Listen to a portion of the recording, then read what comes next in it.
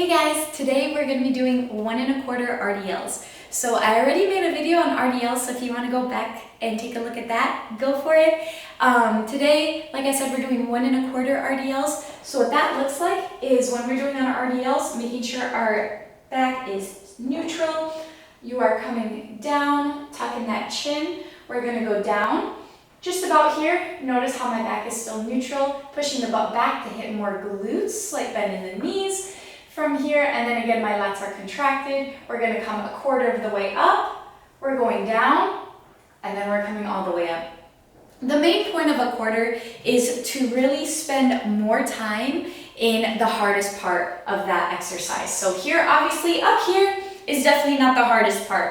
Down here, where you have the weight having to come up, that's the hardest part of the exercise. So that's where you wanna do the 1/4.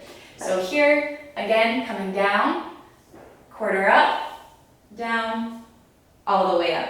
Now, if we're doing a 1 1/4 pull-up, obviously the down part is not the hardest part for the pull-up. The up part is the hardest part, so your 1/4 will be at the top there. So just depending on what your exercise is, that is going to be where you're going to do your 1/4 at the hardest part of that exercise. So here, I'll do it with weights for you guys.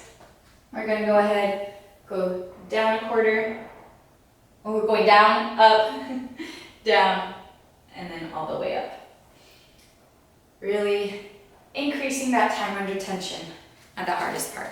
So I hope that helps, guys. If you guys don't have any higher weights to go up with, 1/4 reps are definitely good source to help increase the workload without having to go up in weight. So I hope that helps. If you guys have any questions at all, feel free, leave them in the comments.